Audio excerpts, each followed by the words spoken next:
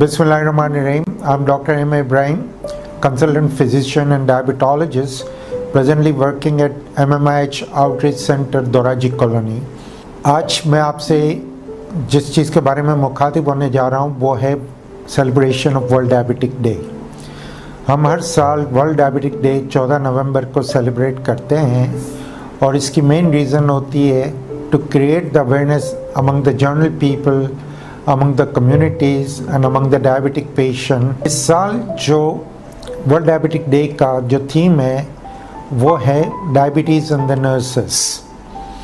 इस साल हमने ये थीम कुछ इस वजह से भी सेलेक्ट किया है कि आपने इस साल देखा होगा कि जो पैंडेमिक कोविड का रहा है उसमें नर्सिंग स्टाफ का, पैरामेडिकल स्टाफ का, डॉक्टर्स का बड़ा एक मेजर रोल रहा है लोगों का इलाज करने में। और उनकी जो खिदमत थी उनको न सिर्फ जनरल पब्लिक ने बल्कि इंटरनेशनल लेवल पे, मुल्क के प्रेसिडेंट और प्रीमियर लेवल पे सब जगह पे इनको सराहा गया है। जैसा कि आपको पता है कि इस वक्त मैं जब बात कर रहा हूँ इस वक्त दुनिया में 50 करोड़ लोग हैं जिनको डायबिटीज़ हो चुकी है।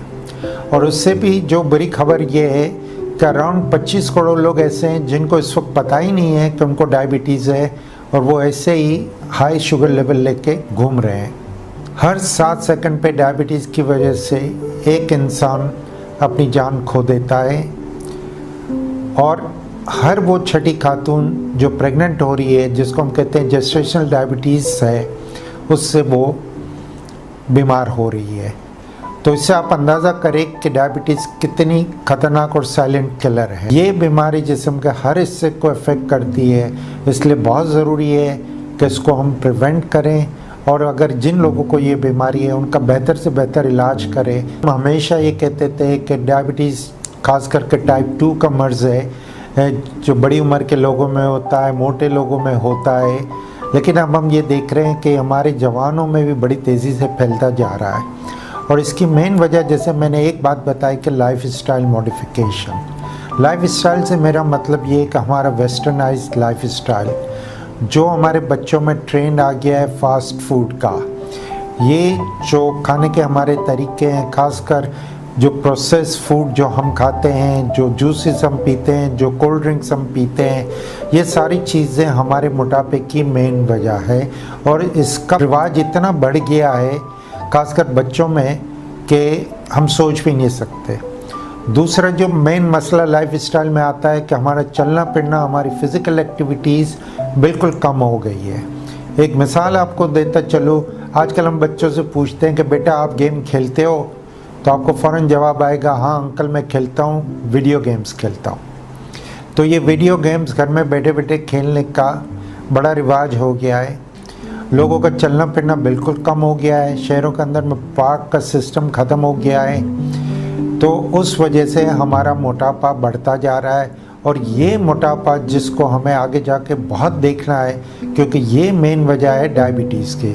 और भी बहुत सारी वजह हैं, जैसे आजकल दमे के मरीज़ या आर्थराइटिस के मरीज़ स्टीरॉइड्स का इस्तेमाल कर रहे हैं। बहुत से लोगों का चलना फिरना बहुत कम है। आगे जाकर हम डिस्कस करेंगे कि ये हमल के दौरान की डायबिटीज़ है जिसकी वजह से डायबिटीज़ का इंसिडेंस बढ़ रहा है।